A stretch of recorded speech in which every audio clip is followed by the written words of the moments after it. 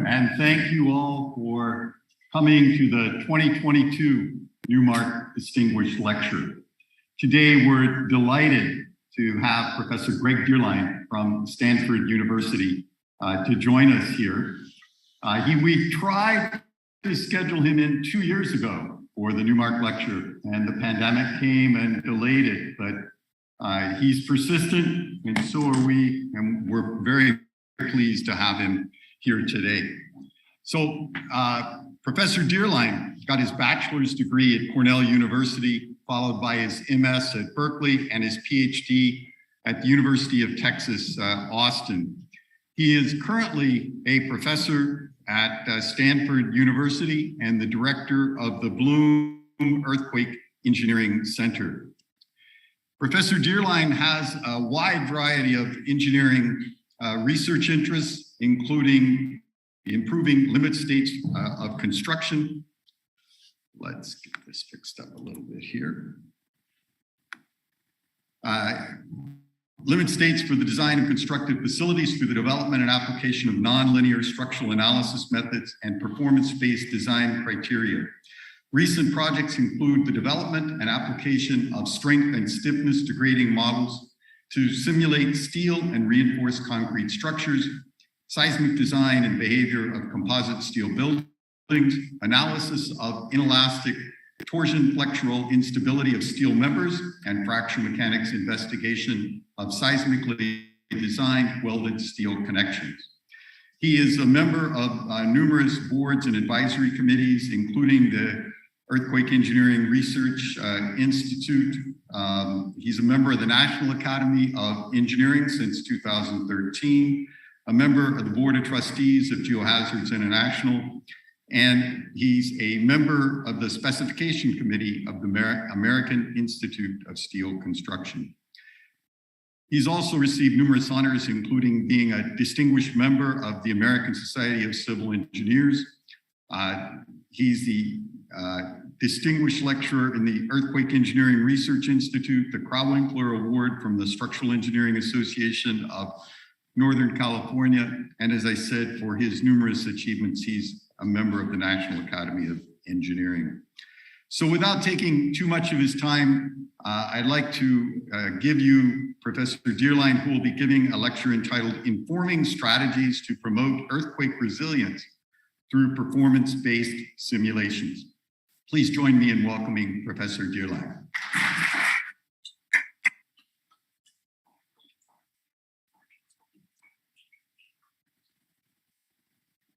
Okay, well, thank you very much, Bill, for that kind introduction. A little bit long, but it's kind.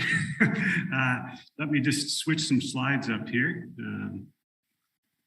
Bear with me just a moment. Oops, gotta go back.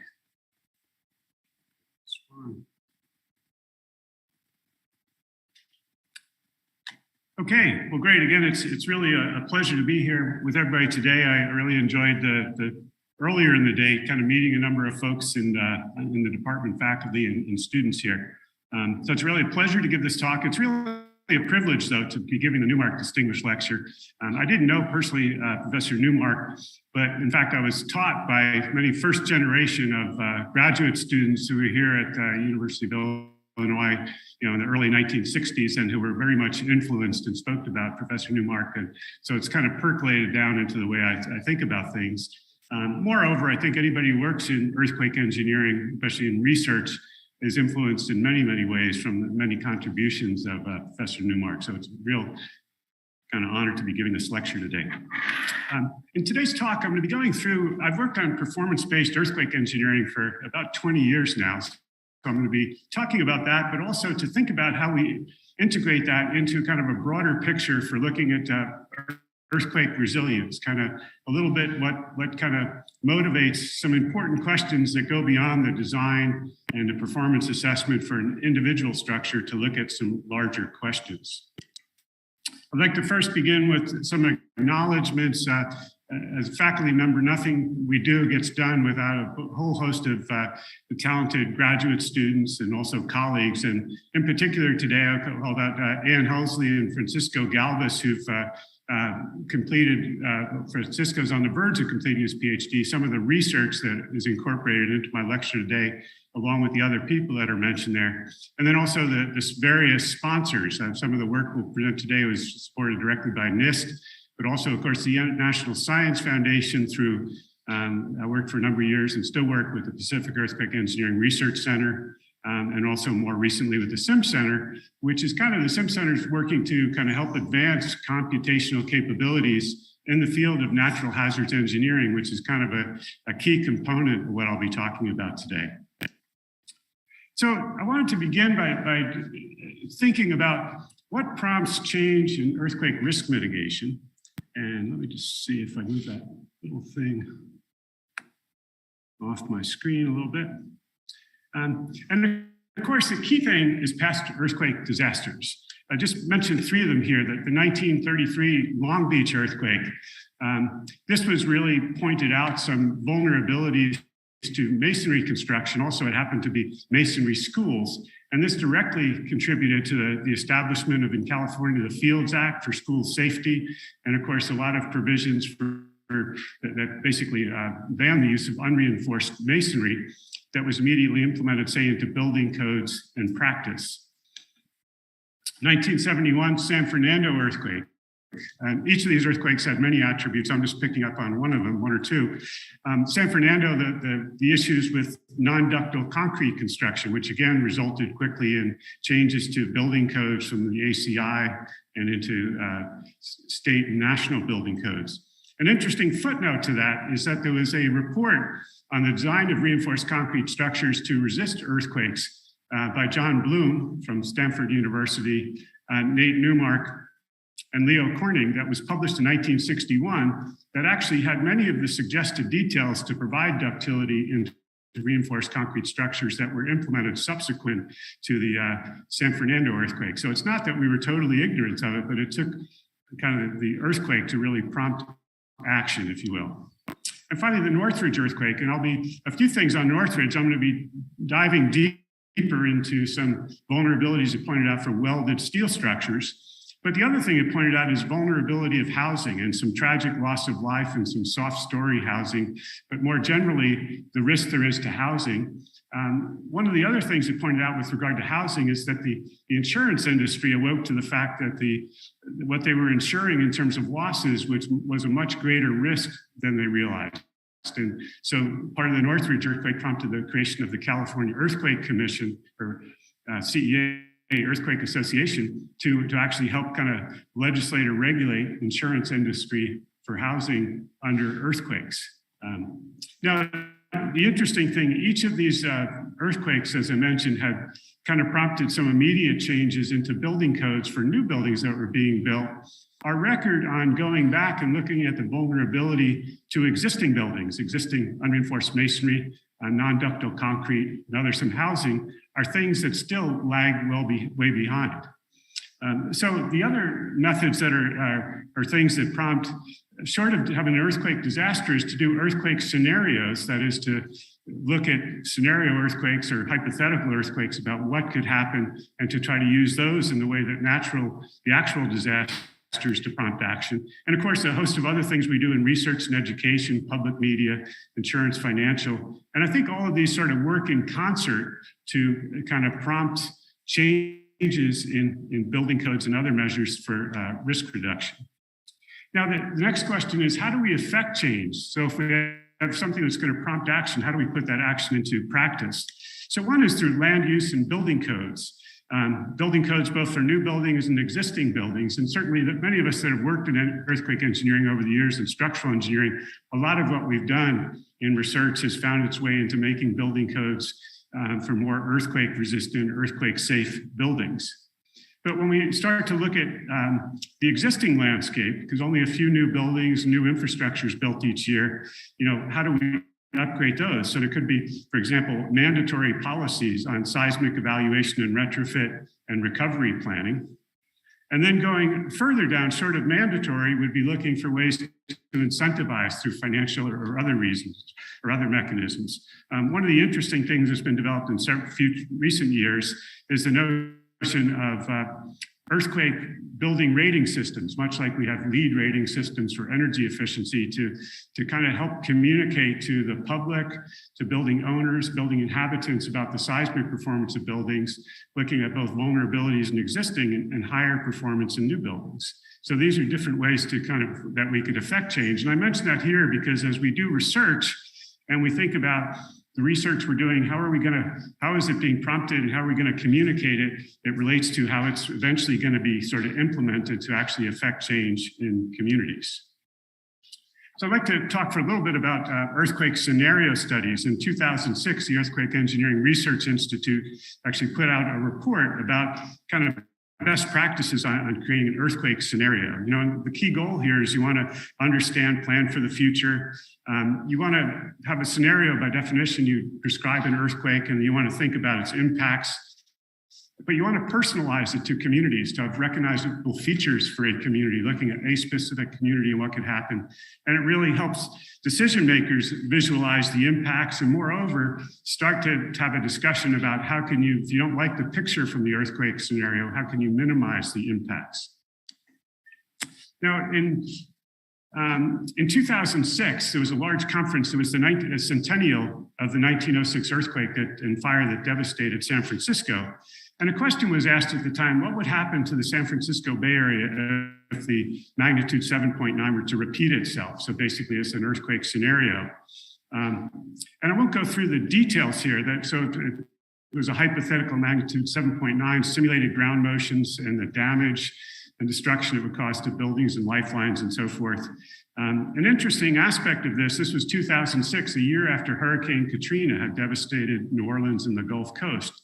And if you look through the casualties, the displacement of people from loss of housing and shelter and building damage, that cumulatively the numbers on this 1906 scenario really paralleled those that the nation had just experienced down in the Gulf Coast. But the question is, what if that happened in the heart of Silicon Valley, San Francisco, and the regions there?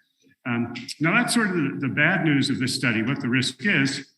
As engineers, we're looking for solutions. So part of this scenario study also pointed out that of the fatalities that would occur, 50% of those were in 4% of the building. So engineers were looking for the most effective solution. You don't have to fix every building, you just have to find the ones that are most vulnerable.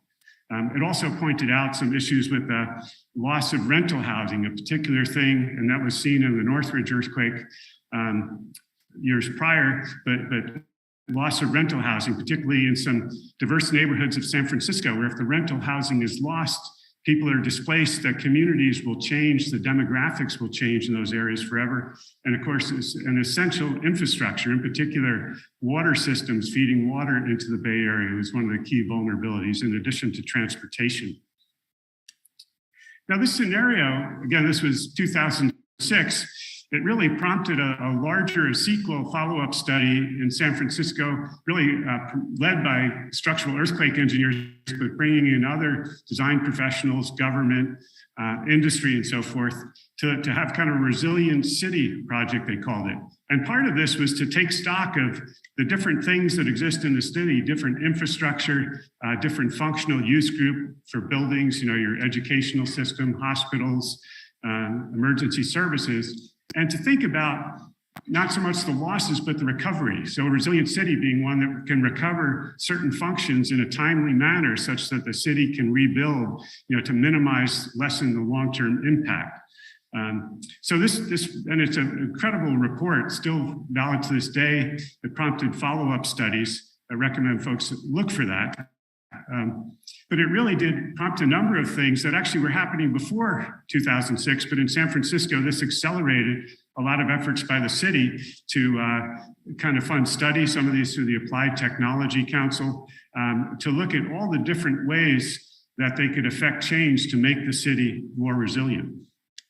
And one of the things that came out of that was a mandatory law to retrofit soft story low-rise construction, which particularly one's kind of a classic view is seen in this picture here, which were low-rise buildings that housed had housing units in them, typically rental housing, but had soft first story and there were some tragic collapses of these in the Northridge earthquake. But to recognize there was a large part of the housing stock in San Francisco that was vulnerable and it could carry over to Oakland and other cities. But also it was a relatively cost-effective one to fix. That is to be able to retrofit that first story without displacing people out of the building while you did that. So this ordinance had components of initial screening, seismic assessment, and if necessary, seismic retrofit. And by being mandatory, it really had some teeth to it. The city also, though, stepped up with technical resources provided to, inform owners about, resources they could draw upon, contractors and engineers with methods to perform this retrofit, and also looking creatively at funding and financing mechanisms. One, for example, if it's rent-controlled rental housing, to perhaps pass on some, not all of the cost of this retrofit in through the rent could raise by raising rents, recognizing that there's kind of a shared benefit if these buildings are retrofit.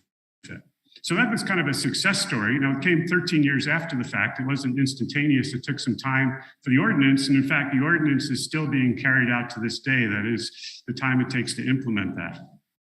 Behind the scenes, that also prompted some work to look at performance-based guidelines, doing some very detailed nonlinear analyses of looking at kind of developing some easy-to-use guidelines for engineers to kind of implement effective retrofit of these buildings. And the key aspect here was you wanted to retrofit the first soft story, but you didn't want to make it so strong as to force damage upstairs. So there's kind of a balancing point that came through this study, and it came out in the report. So this is one aspect where our research then feeds back in to help guide solutions to these problems.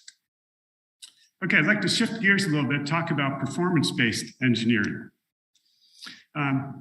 Performance-based engineering in this modern form really got to start, first generation, we'll call it 1997, with the publication of a document, FEMA 273, looking at the assessment of existing buildings, because that's recognizing that when someone had an existing building, it didn't pass the requirements of a new building. So the question is, how bad was it? And if it was bad, how could you effectively retrofit it? This sort of document introduced for the first time using in a codified fashion, nonlinear analysis into engineering practice.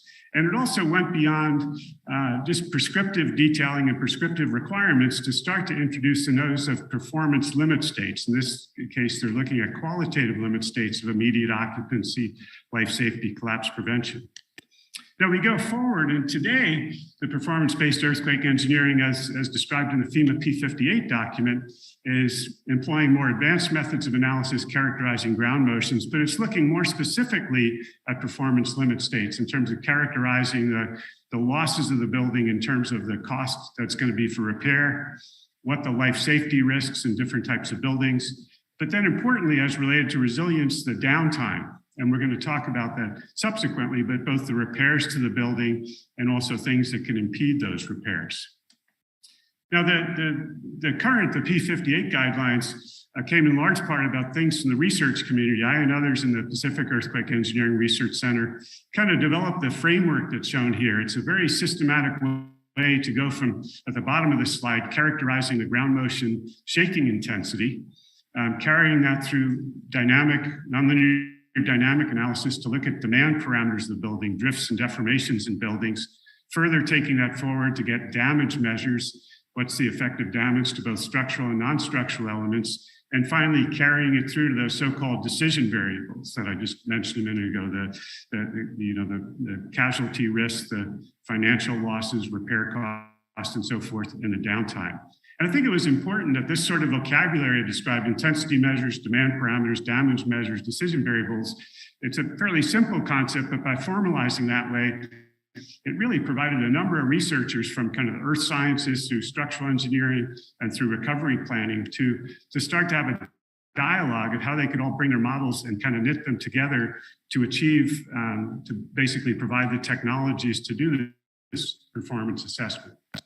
That framework I showed on the previous page is basically described in this diagram here, showing that there's a very rigorous mathematical probabilistic basis behind that, and thinking carefully about which data do you transmit from characterizing earthquake shaking into responsive structures to damage and so forth. How you characterize that data, and then how you characterize the uncertainties in that data, or the properties of it, the statistics, and how you kind of propagate those through to get you can look at expected values or different distributions of outcomes. Now, that's performance-based framework's been around now for, formalized for about 10 or 15 years. Some of the recent work we've been doing in the Sim Center that I mentioned, the NSF-supported simulation center, is to take the performance-based method and recognize that those different components, it's like puzzle pieces, they're software technologies and databases that fit into each part of it. In this diagram, the puzzle pieces on the left is characterizing the asset, the building or the bridge or other infrastructure you're looking at, describing the hazard, and through modeling that and bringing it finally to the right side to characterize the damage to it and the recovery. And the idea that it's a complicated process, we're all contributing to ways to encapsulate pieces of software and knit them together to allow us more seamlessly to do these performance assessments, both of individual buildings or facilities, but moreover, to carry this out to look at things regionally.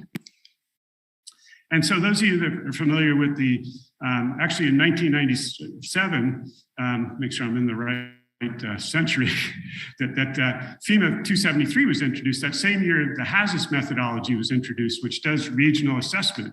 Now, with using the technologies and information of the time, it's looking at characterizing communities at a census block level, kind of large inventories of buildings, with relatively empirical models, because you're looking at a large number of buildings to characterize damage and recovery. But the vision then is to take those sort of things for regional, mesh them together with computational workflows to be able to do very high resolution simulation at a regional scale. So I'd like to, this is some of the work we've been doing in the Sim Center, and we're not the only ones. There's certainly the NIST Center of Excellence and the INCOR, and some of the work that was done here in Illinois under the May Center, work in these kind of same arenas and area where we're paddling in the same direction. I'm not going to show the details of this. These computational workflows we applied to a scenario study of the San Francisco Bay Area, except to point out that this is the ultimate assessment is looking at 1.84 million buildings, one at a time, assessing each one of them, aggregating that information into the total losses and other outcomes. But an interesting aspect of this is that there was not coincidentally, that recently the HAZIS did a simulation called the Haywired simulation with the same scenario earthquake and the same inventory. And this slide here, just contrasting some of the difference in where we're trying to push the envelope in research versus, if you will, the best of advanced practice using HAZIS.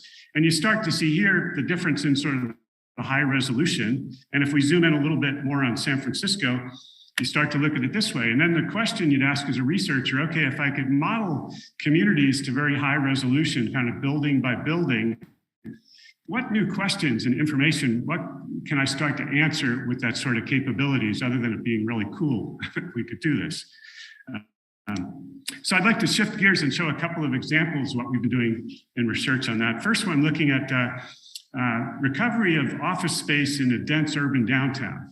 And here we're going to, again, make use of information and collaborations we've had with the City of San Francisco and the Applied Technology Council, and going back to that resilient city model they had, and look particularly at the question of, for resilient city, as described here, that what they'd like to have is to have 50% of the offices after a large, say, magnitude 7 earthquake on a nearby fault, open after 4 months. So that's the goal of a resilient city. Can we quantify, does the current inventory deliver that? So that was really the focus of this study. So part of it is kind of going building by building, looking at models where we're doing dynamic analysis, applying that triple integral equation, so-called peer performance-based framework. And in this case, we were looking at quantifying the both damage, but more importantly, the repair time. So we go for different ground motion intensities, we could characterize deformations, carry that through to the repair times, do that for multiple ground motion intensities. And of course, we're tracking the variability, as you see in this graphic that's shown here, in order to figure out, okay, when the buildings get damaged, how long is it going to take to repair them? Again, using this FEMA 58, a more detailed methodology, say that was used in the conventional HAZUS. Now, one of the things we were interested in the dense urban downtown with a lot of tall buildings is to say, well, when a tall building gets damaged, it displaces, the people inside the building, but it could also jeopardize areas around it. And this was seen most dramatically in the Christchurch earthquake of 2011, where large regions of the downtown were cordoned off for many months, and in some cases a couple of years, due to the danger that one building damaged building posed to its neighbors. And thinking if you have a lot of tall buildings co-located in one area, that's a factor you need to think about when you're going beyond one building to look at a community. And it has implications on both recovery for the community, but also emergency response and other factors. So what we did is, as part of this study, and this was some of the work Ann Holsley led, was to look at a scenario earthquake, get repair times for all of the buildings, but then for the tall buildings to estimate, would they be damaged enough to the point that they were posing a safety hazard to their neighbors and would require a safety cordon around them? Because that's going to impede the recovery of the neighbors. If you're in the shadow of a tall building that's jeopardized, you're going to kind of cordon that off. So that's going to slow down the recovery. Or even if you have an undamaged building, it's going to slow down your access to that building. So to kind of build that into these models, in addition to downtime, to look at what would be the triggers for the cordon and how long would it take to stabilize the building where you could remove that cordon. And so if you take, say, one particular building, you could imagine if a tall building is impacted, then to estimate a cordon around it. And the rules of thumb for cordons are roughly the radius would be the height to 1.5 times the height of the building. So a tall building in a dense urban downtown, that could affect a lot of its neighbors. So that was kind of the focus of this study. So part of this was looking at this, how do we quantify downtime? And downtime consists of, number one, the repair of the building. So we use this FEMA P58 framework to say, okay, building's damaged, what do you need to repair? How long is it going to take to do those repairs? But in addition, there's a number of what we call impeding factors. And that's going to be the time it takes to inspect a building. If a tall building is heavily damaged, to hire engineering teams for them to make an assessment of the building. If stabilization or repair or retrofit is needed, to engineer those things, and then to get contractors mobilized to do it. So these impeding factors can add quite a bit to the time it takes to recover a building. It's not just the repair time itself. And there's been a document, this is put together by folks at ERIC, called READY, that really digs more deeply into looking at these impeding factors and making estimates of those impeding factors using input from experts. But now one of the things that we did in this study was to say, okay, in addition to the standard impeding factors, we need to add the effect that if a building is in a shadow or in the presence of a cordon, that's going to be another thing that in a sense might trump all of those other impeding factors. It might take you time to get out of that cordon, so that might delay the reconstruction.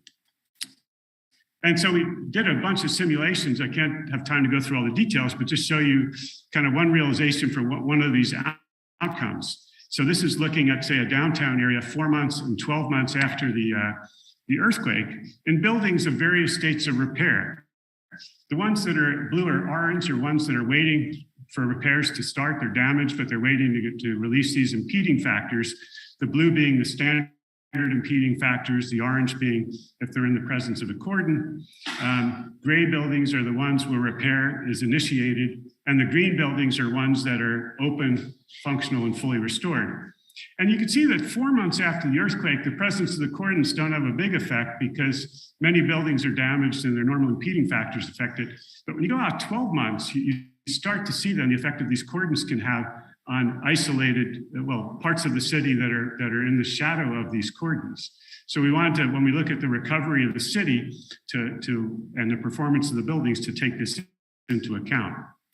So we could take that information I just showed, looking at a map of the city, and that could be conveyed to decision makers who know the neighborhood of the city, know what's on each of those blocks, but also to look at some scalar quantities. So shown on the bottom left here, this is a graph, kind of the standard resilience plots, if you will, where on the vertical axis is functionality. In this case, it's the functionality of office space in the downtown city. And you can see that when the earthquake happens, that the vertical axis goes from 100% down to roughly 40%, meaning you've lost, right after the earthquake, 60% of your office space. And you could look, of course, at other kind of residential housing and so forth. We focused on office.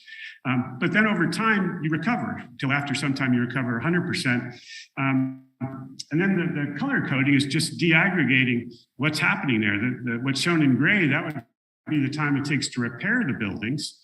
But then that repair is slowed down again by these impeding factors, the blue and the orange. And what particular we focused on here is the orange ones, the impedance of these coordinates. Now, you could take this sort of information, and if you wanted to kind of turn it into a scalar metric, you could kind of say, look over the course of the first year after the earthquake to say how many community days are lost, like what fraction, if you will, of the total office occupancy that you could have over the year is lost. So that would be a scalar metric to kind of gauge the net impact over the region. We could also recognize that what's shown on the left are expected values. We get those by running a lot of realizations under different ground motions and under different realizations of building damage and repair time. So underlying that expected value are all the curves you see on the right. Going back to that San Francisco, the city resilient city plan said, we're interested in knowing, can we get 50% of the office space back after 4 months or after some 12 months or so?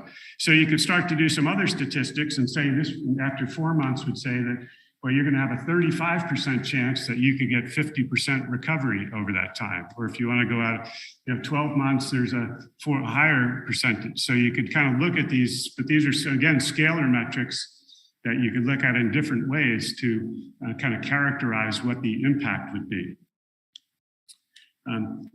So it's not just characterizing the impact, but we also want to then look for solutions. So just to recap, though, if we look at this kind of the one scenario that we looked at here, the prediction would be that you'd lose 220 days of office space in year one. And out of 365 days, that's roughly, about 60% of your capacity is lost over the first year.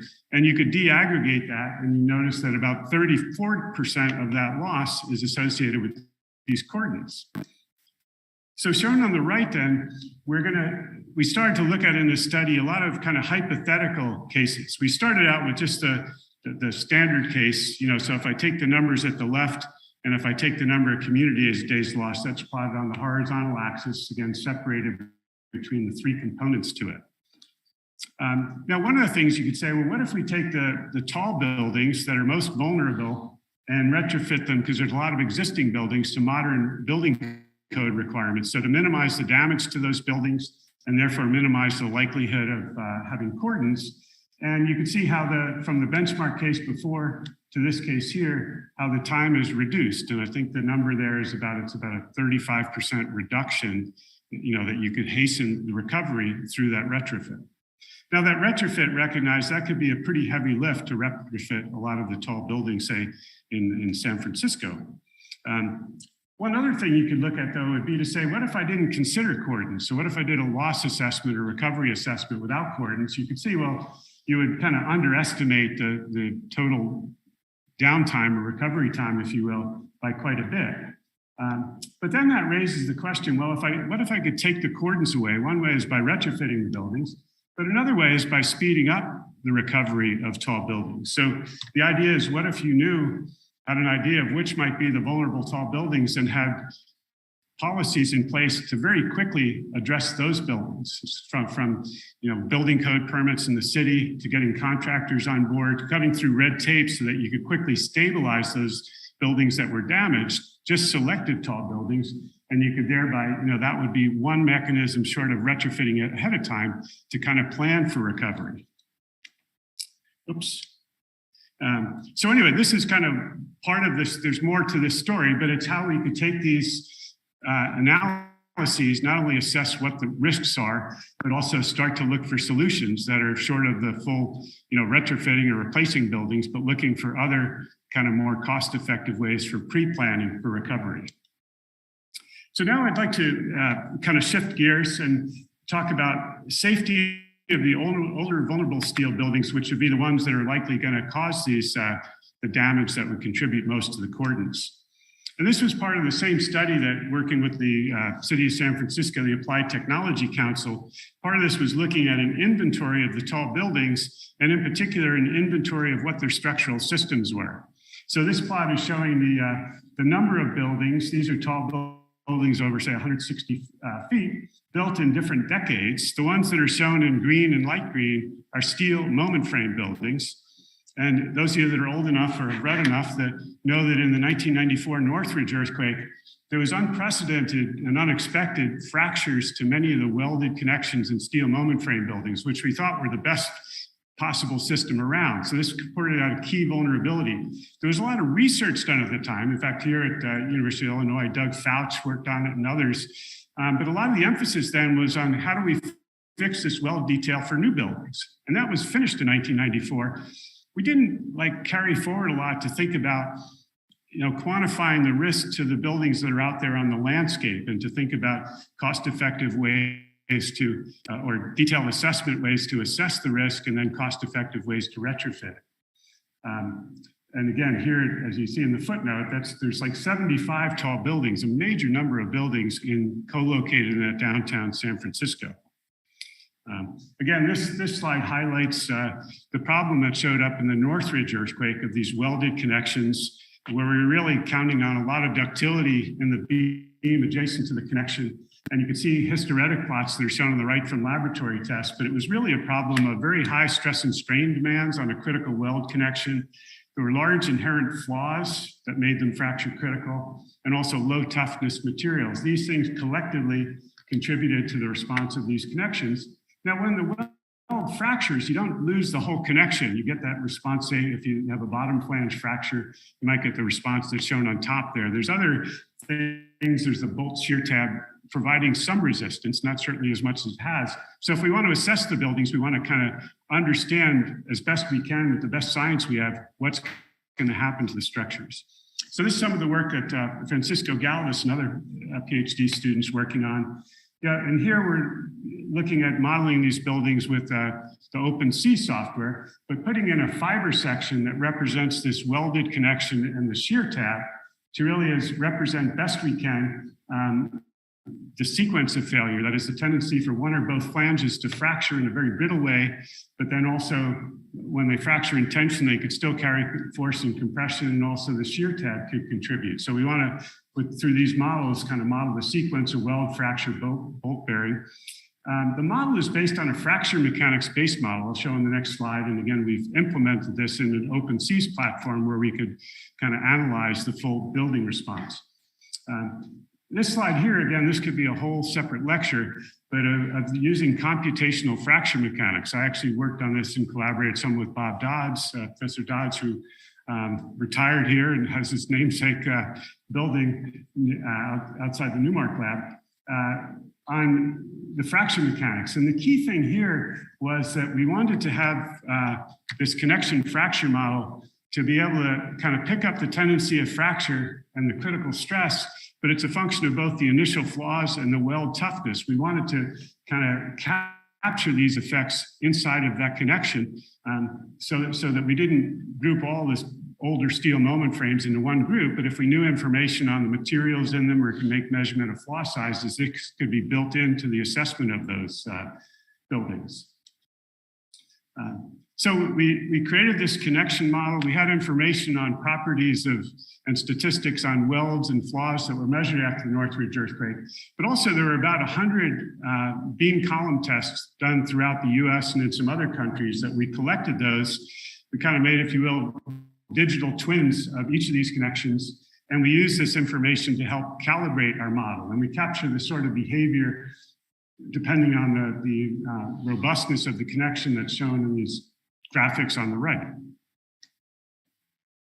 So now we took this connection model and our OpenC's model, and one of the first things we did was to look back at a building. This is one that I studied back in 1995 that was damaged in the Northridge earthquake, and to take our models now and to see how they did on predicting the fracture that was detected after the Northridge earthquake. So this is a 17-story building. You see the plan view. the frames, there were 4 moment frames, 2 in each direction. The 2 in the east and the west moment frames shown here, they were most heavily damaged because of the directivity and the ground motion from the Northridge.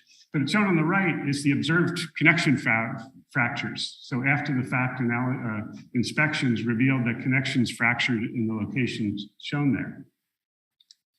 So we built our computational model with this fiber connection I showed, one for both the beam column connections, but also for the column splices. That's another welded joint in this that designers are concerned about, and ran some analyses.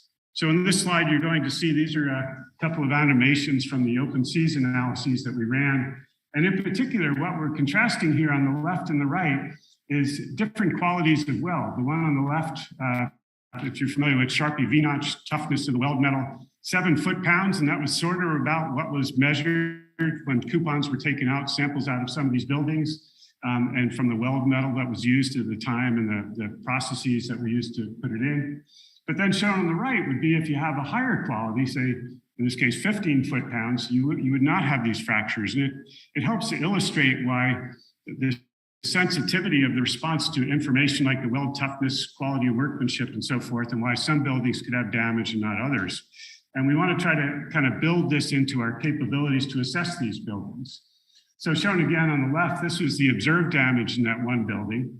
And so we ran cases with a certain assumed toughness and flaw size in the connection. That's one of the animations I showed previously, and we detected weld fractures that you see here. And we also looked at 2 other cases, and we've done ones beyond this. These are to illustrate that as you improve the quality of the connection, that is, go to higher toughness materials or different flaw sizes, that you get fewer weld fractures. And this is useful because engineers who are called upon to assess a building, because these buildings are major investments, that it often pays to make surveys of the building, and in some cases pull out selectively pull out coupons of weld metals, make measurements of the toughness to know how tough the weld metal is, and to look for flaw sizes. And the idea with these sort of technologies to build that into their assessment. Okay, so we then taking that model, we want to look more at characterizing the safety, collapse safety of these buildings. So taking some of the models I've just kind of shown, for example, but now subjecting it not just to one ground motion that may have occurred in the Northridge earthquake, but to suites of ground motion that look at the response to the building under different intensities. Those of you that were in the earthquake engineering class this morning, we talked a lot about response spectra, spectral intensity, spectral shape, and duration. So that's built into our selection of ground motions. And by going through those, we calculate this in the upper right, a collapse fragility curve. This is showing on the horizontal axis the spectral intensity of the ground motion. That's normalized by 1 for the maximum considered earthquake intensity versus the probability of collapse.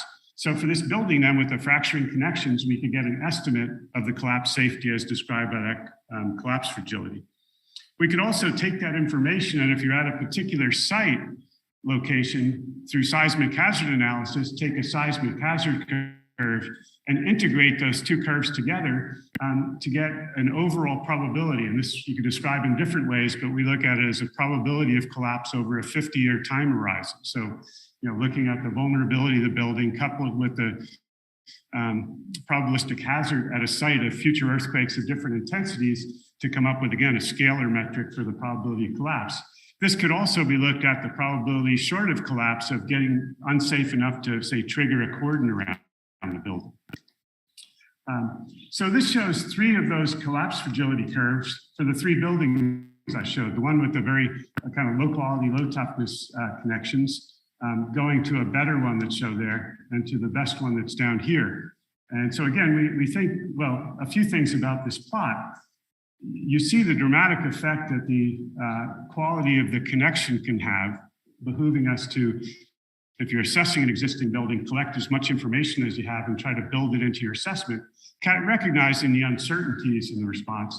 But also you see that what's corresponding to the vertical line called DE, that corresponds to design earthquake, or MCE, maximum considered earthquake. If we look at the MCE values to compare these probabilities of collapse under that ground motion shaking, For modern buildings, the building code ASC 7 says, well, prescriptive requirements, you should be below 10% probability of collapse. So all of these are above that, some of them incredibly so. And so with this information, you could start to address the question like, at what point does an existing building become so unsafe, so untenable that you don't want to rely on voluntary upgrades, but that cities or governments want to step in and require at least assessment of buildings. That was done on these low-rise, soft-story buildings. Doing that same process on a major high-rise is a much more involved activity, but this helps provide information to inform that process. We were able to collect information on the buildings that were in that database I described all around San Francisco. We weren't interested in analyzing any particular one, but we wanted to pull out the typical attributes you see in those buildings. So typical member sizes, weld details for connections and splices. Also, the buildings, none of them are the rectangular ones we study in research, but they had setbacks in them, sometimes missing columns and atrium. So to try to pick up some of those irregularities in kind of a general sense of those buildings. And what we did then is Francisco's worked with a couple other students developing 40 archetype buildings that represent those features, sort of modeled after what's in San Francisco, although not exactly the buildings that are there, but modeled to pick up some of those features. And what's shown in this slide then is those 40 archetypes going across the horizontal axis. On the vertical axis, we're looking at the probability of collapse, that index in 50 years. For a modern new building, the nominal number we associate with that based on current building code requirements is that should be 1% probability in 50 years. And you can see for all of these archetypes, some of them on the right side are actually down at that value. Those buildings are fine. As you move to the left, you get to cases where in fact you could be 30 times that 1%, 0.3 instead of 0.01. Also superimposed here are looking at the blue is looking at a higher quality weld than say what's shown in red. So you start to see that variability that's shown there. So it starts to get sort of an aggregate picture of what the inventory of buildings in the city might pose. This is looking at collapse safety. You could translate this then into looking at, the triggering of cordons and are buildings safe to occupy after they're damaged. One of the things that we hope to do, we're working on doing with that information I just showed, is to try to differentiate the buildings that are most vulnerable from those that are less vulnerable, and to look at engineering features of them, such as the shown in the upper left, the fracture potential as measured by the toughness and the flaw size and the connections, the overall strength of the frame, and so forth, and that engineers could use these as preliminary screening techniques to try to identify or differentiate the most from the least vulnerable buildings. Another important question is anticipating that an earthquake could occur at some point and buildings need to be inspected. When we inspect them and detect damage, to ask the question, will a building be safe to occupy? Or in the case of a cordon, will it be safe to occupy the building next to the damaged building? So after the Northridge earthquake, this document that's shown here was put together for assessment or inspection of existing buildings. And they came up with an index that started by looking at connection damage. And based on the number of fractured connections and the types of fractures that you saw, would give that an index to each connection. And then to sum them up over each floor of the building. And as shown in the lower middle part of this slide, saying if that index was less than 0.5, is judged at the time the building was safe to occupy during repair. But if it was greater than 0.5, the engineer who did the assessment should have a discussion with the owner or the building official that the building's potentially unsafe, i.e. you cannot occupy it while the repairs take place and so forth. But the question is, like, these occupy or not occupy, these are based on judgment at the time. So we want to take our analysis models and try to ask the question, how safe is a damaged building?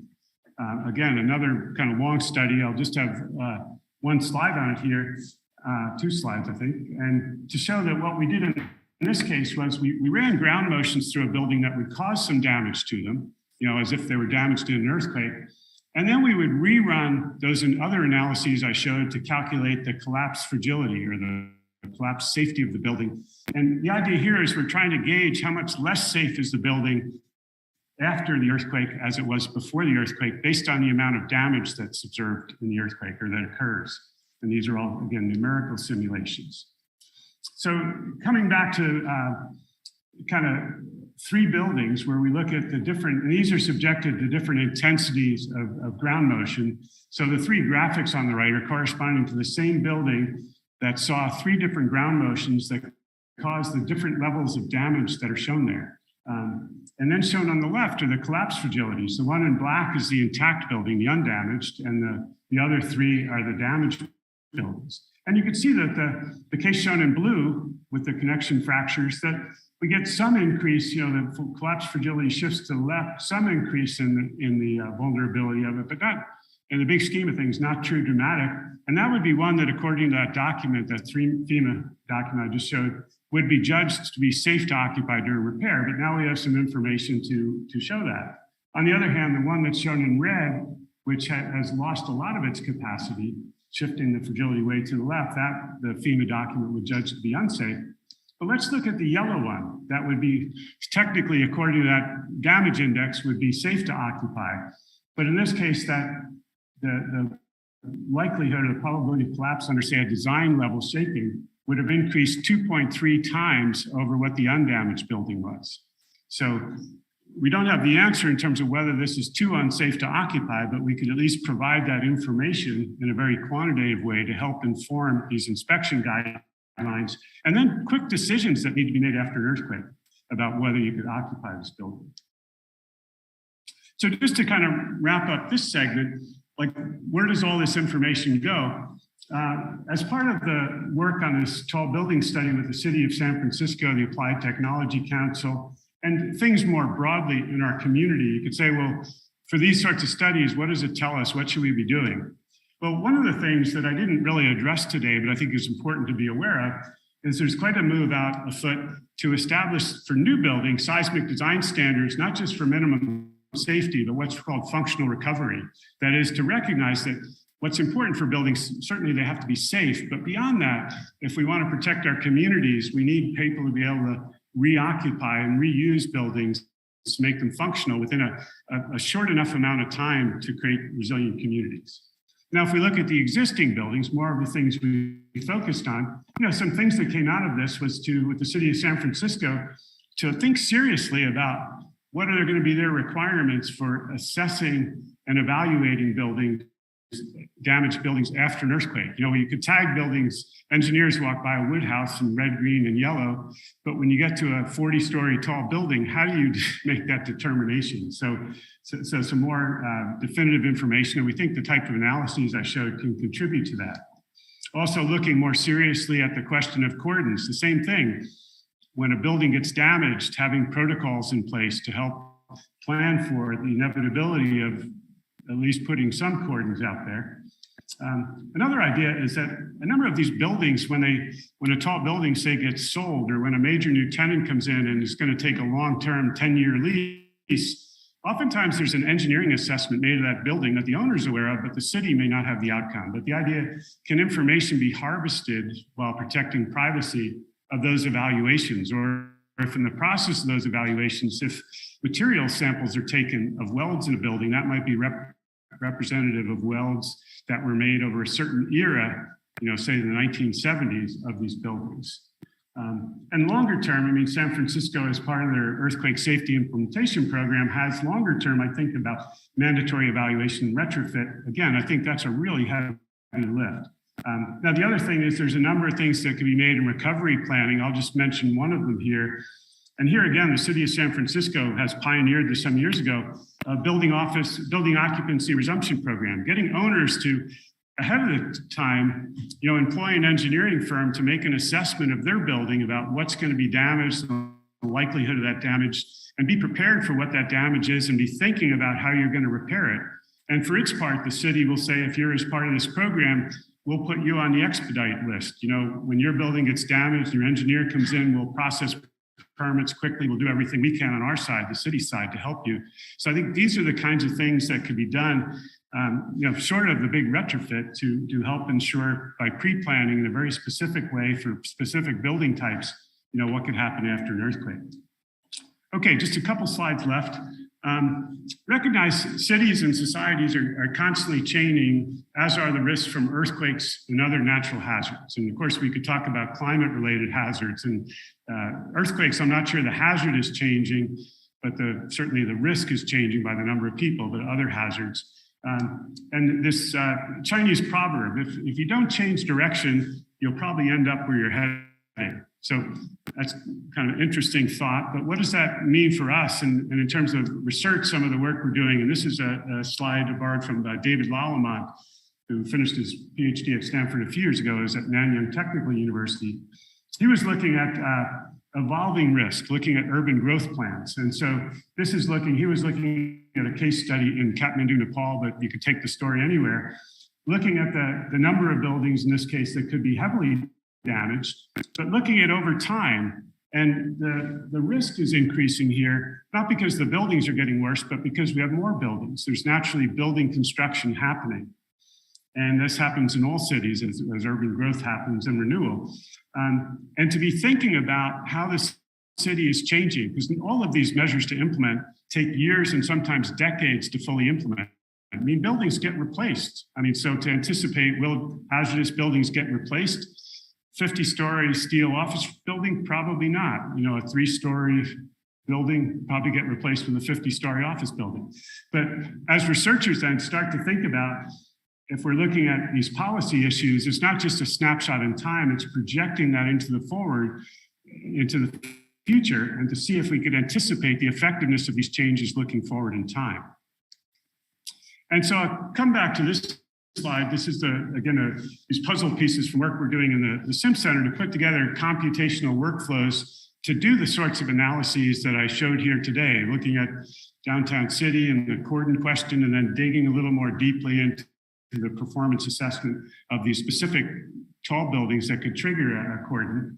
But to recognize that this framework is designed to be extensible and to engage more and more people. So if you look at the left side of this, where we think about describing the assets of a community, you know, the inventory of buildings and so forth, you could imagine linking this with urban growth and planning modules, as related to what I showed in the previous slide. Policy interventions, you know, if you do a retrofit and it plays out over 10 years, how is that going to change the inventory over that future time? I didn't talk about lifeline infrastructure, but that could be another story that we can kind of build into it. Working along this framework, there's lots of opportunities for research to improve any one of these puzzle pieces. There's lots of interesting and challenging work to do there. But then if we go to the right side of this, when you think about recovery, on those impeding factors I mentioned, we're speculating a lot on what the impeding factors are going to be. And there could be a lot of interesting work, maybe working with sociologists, with construction planners, economists, and so forth, to look at recovery modeling, the socioeconomic impacts. There's also environmental impacts associated with, say, having to tear down and remove buildings and so forth. So part of the vision, and this is not just work I'm doing, but in the Sim Center, is to collectively as a community, if we could start to, through the internet information technologies and so forth, share more of our models, link them together and share data sets that we can allow a broader spectrum of multidisciplinary research to happen, and recognize that one of us can never do all of this. We're good at one or two pieces of this, but if we could start to share and work as a community more together, that I think we could get a lot further on these important and tricky problems in the future.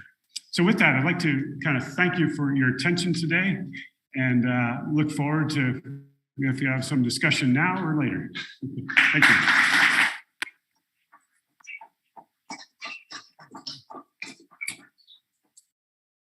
We do have time for some questions. We're going to have to share that microphone, it would seem. So we can take questions from the audience here, but I thought to kick things off, there were some questions from online. We had people all over the world here. So the first question was, what about the application of these modeling technologies, techniques to other disasters, for example, flooding? Yeah, well, I appreciate that question. And in fact, the Sim Center that's mentioned here is part of the Natural Hazards Engineering Research Infrastructure infrastructure supported by a National Science Foundation, which is looking at multi-hazards. Apart from earthquakes, the main other hazard that we're looking at the moment is looking at hurricanes, and we have some testbed studies that have been put together.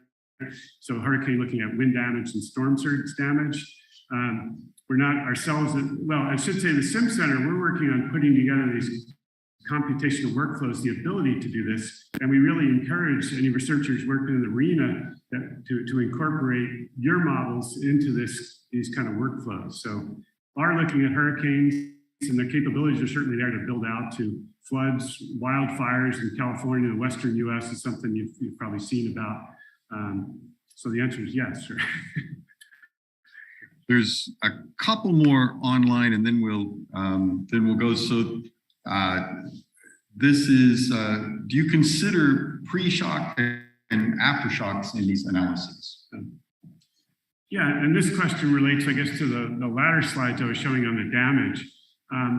We didn't do necessarily a rigorous pre-shock and aftershock. That is, we would put a ground motion through a building and see how it damages the building. And then to gauge the building safety, we use those same suites of ground motion to gauge the collapse fragility curve. So we're really measuring the change in safety of a building rather than per se doing a statistical model to look at, for a foreshock and then working with seismologists, what's going to be the likely types of aftershocks. That could be an interesting way to extend these sort of models, but wasn't the focus of those studies we showed just now. So I'm going to go with the last online question, because we all have the opportunity not only to ask questions here, but in the reception afterwards to enjoy our interaction. So the final question from online is, one of the challenges of conducting community level analysis for existing buildings may be the collection of information/data regarding building characteristics, structural types, etc., as well as the accuracy and completeness of these data. I'm wondering how we can tackle this issue. Another great question. So in the case of the tall buildings that I showed, we collected information on the tall buildings working with the city of San Francisco, and it's the we, not so much the me, of a couple of graduate students spending a lot of hours in the building department looking through drawings to collect information on the types of structural systems, which were steel, moment frame, brace frame, concrete buildings, and so forth. So that's one way, is to do that hard work of looking through those drawings. Other ways are to make kind of statistical inferences. I would point out, and this relates to the earlier question about looking at other hazards, that one of the things the Sim Center is doing is kind of using some AI and image recognition to infer characteristics of buildings that are helpful to us. Now, for hurricanes, it's a little more ripe of an area because, for example, in one of the things we looked at in hurricanes, and this is work that Tracy Kajewski up at the University of Notre Dame and really led, and others have contributed to, but it's looking at, for example, on low-rise buildings, what's the roof shape? If you're looking at storm surge, what's the elevation of the first floor in the building, the first occupied level, because that'll be important for storm surge damage, looking at the percentage of windows. And that was a good one because just from street view images or satellite images, you could start to use image recognition technologies to infer some of those characteristics. For earthquakes, it's a little trickier. I've showed the soft story kind of ordinance, so you could certainly use images to help detect soft story, although from looking at the building, you don't know whether it's been retrofitted, for example. You can't look inside of the building. But that's sort of, I think we could all as a community think creatively about what sort of technologies we have to kind of collect and harvest data. But part of it, though, once you get the data, is also some statistical inferencing based on the year of construction. Can you make inferences about how, what policies were in place, what, if the building was code conforming at the time, what its properties are likely to be? Well, let's open up the questions to the audience here today.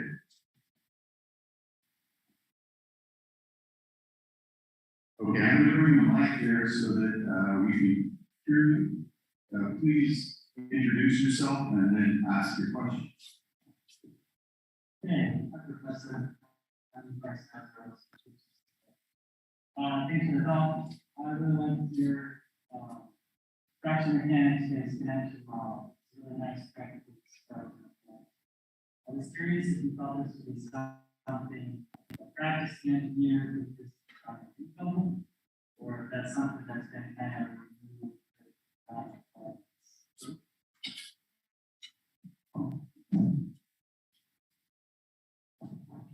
Yeah, I appreciate that question. So I think our immediate thought is to use it for existing buildings, which are, let me talk about the new buildings first. So the new building, the whole SAC project is really designed to make more robust connections that are not crash critical. Now, I think one can use, in fact, when we're working with SAC, use some computational fraction models as kind of auxiliary to physical experiments to help design new types of connections. And in fact, AIC is still construction has a number of pre-qualified connections that are developed through a combination of analyses and then validation testing for new buildings. So I think for new buildings, I say practitioners not need to delve into fraction mechanics. And one caveat to that could be in some of these remarkably unique structures, really tall buildings that are being built. These are numbers that are bigger than you've ever tested in laboratory for long-standing structures and things. And that's where I think, in order to demonstrate that we have a connection that's going to work, we use fraction mechanics. But I think that the first series of the model we put together, once you put it together and you calibrate it, it's a lot of work. It's there, and we zero up the seeds, and I think any engineer wanted to use that, could use that within open seas. I think that's the kind of model that could be translated into commercial codes without too much difficulty. Again, that's the question of tax underpinning the kind of model we develop, kind of started with that. Thanks for that question. Other questions today?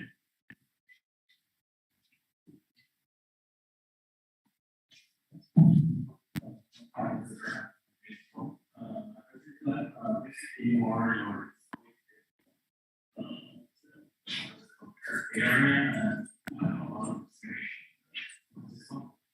we just sit outside the area. Civilengineering or Chicago. Looking on at the first grade is not the and the still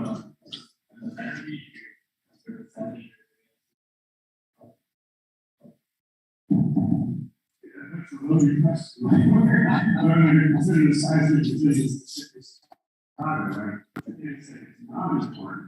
The question is, there are other things that are more important. Yeah, and obviously, the whole thing of risk is a combination between the exposure, the inventory, the vulnerability, and the likelihood of hazard. You can look at Chicago with the likelihood of hazard flowing up the greenhouse rise to the top. A lot of times to say, there's a mineral earthquake around the Washington, D.C. area some years ago. The earthquakes do happen everywhere. But whether it's at the top priority is a question mark. But I'd say what we did in San Francisco, certainly that story can be repeated up and down the West Coast and going inland to places like Salt Lake City or something, or other countries where there's vulnerability. So, I think, again, as engineers, want to recognize that all of these studies, and especially once you create policies in cities, all of that costs resources that you're taking away from something else.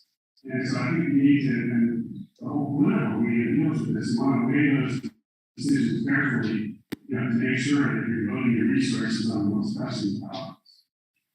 So who knows whether we need to try to weigh these other factors. Got a question over here.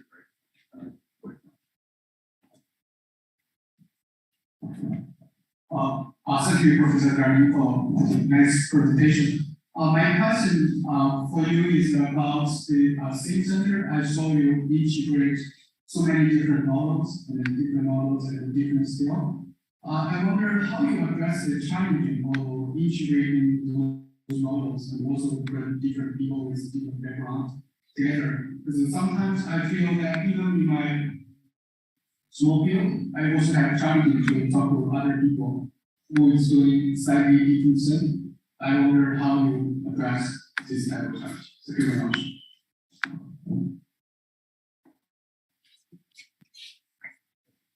Still working? These are all great questions. Yeah, and the next question about the challenge of integrating all these different models. I think part of it goes back to us all subscribing to more of a discipline to think carefully about what's the input and the output from our models. You know, and I was pointing out in the Sim Center, what we've really been doing is putting sort of wrappers around models, that are kind of take data in, pre-processing, feed it into the model, because every program, the input is in a different format, the output is in a different format. So it's a kind of, these wrappers, if you will, are providing consistency on the app where the puzzle pieces connect together. But I think that it's up to the person who's developed their piece of code to be clear about what the input and output is and how we can connect to it. And of course, the robustness of the code too. But it takes such effort for everybody to do that. Even if someone who's developed their own code, even just to share it with a friend. You want to develop documentation, things like that, but sharing it between your own graduate students is I struggle with figuring out when we start to share with the community. I think documentation becomes important and things like that. But I think that it's going to take an effort. But I think the key thing is we have to research community and maybe our research sponsors recognize that the payback is worth the effort, and to appreciate it will take effort to start to do that.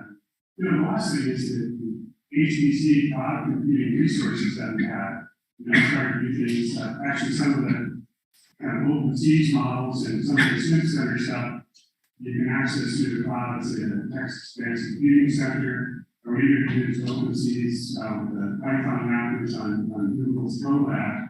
And all of a sudden, that really facilitates it too, because it's not a matter of transferring data between machines, you put the data out in one location. But I think it's, I think we all just probably individually see the value that are committed to doing that. And the payback will be if I put a model into that workflow chain, and if other people use it, to me, it's not the citation count in your papers, it's the effect that you're going to have on advancing research. So if people are known for kind of using your model, which is the best at doing the X part of the problem, I think that's the big reward. Greg, there's one more online question. Okay, so this says, can we say allowable stress design will be a good method for the design of new buildings? That's not bad. For those of you that might be in the steel industry, there's been a debate for about 30 years about building resistance factor design versus allowable stress design. This is going to be very question also. So I guess this question comes to mind because, the fracture, these are the brittle fracture cases we were looking at there, but it is a kind of stress criteria that controls fractures. So you really look at the stresses. Although in that particular case, there could be yielding happening in the beam next to that. The low, stays, and actually even deeper in the well, because it's non-linear, but globally, stress design. So I don't think saying allowable stress would solve that problem. It would be a way to get around the fracture problems. Of course, those who are working in the bridge reading, say the steel bridges, know that what we do for heat checks, those are all based on stress design, but it doesn't mean that we use allowable stress to the ultimate load of that. So I think it's the answer I give is you want to use the method that works best for the phenomenon you're trying to catch. Thank you.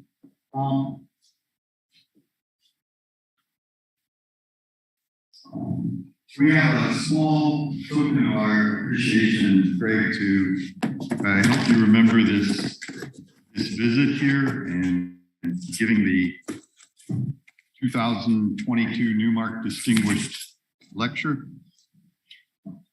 So here presented to Gregory Deierlein for the 2022 Newmark Distinguished Lecture, February 21st, 2021. So thank you again for coming here, and we're going to all be heading over to the reception now. Okay. And So Bill, one quick comment. Say 2021 or 2022. did I say 2021? February 21st, 2020. This was a long lecture. It took a year to get. Yeah, well, anyway, I'd just like to again say thank you, Bill, to you and to the university for hosting this, and the audience and everybody for coming out. And again, giving the Newmark lecture, when I was sitting out there as a student last century, maybe yourself too, who would have thought, right?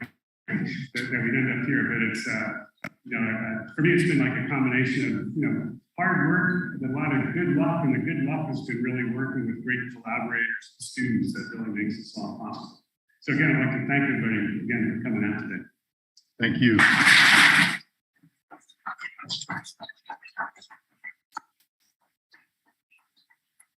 So if you all follow Marissa, she will take you to the food.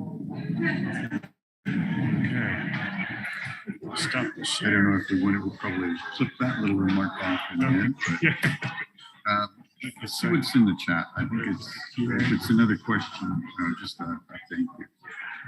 So there was,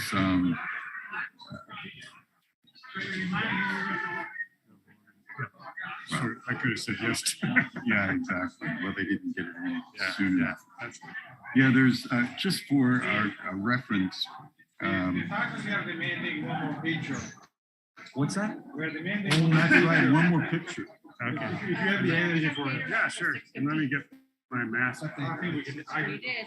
I asked You for can it. take They're it home. getting picked Okay, up. At I'll put it on till we get up there. And then, Okay, well then we'll have to get over there soon. Thanks for the picture. Um, We'll talk tonight. okay, Yeah. So for the faculty wanted to have a picture with you because Yeah. they had some other obligations and weren't able to get over.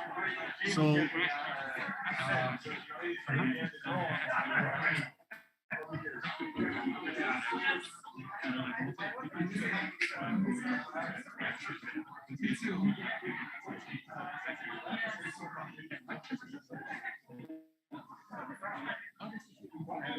Okay, let's get my mug off the screen.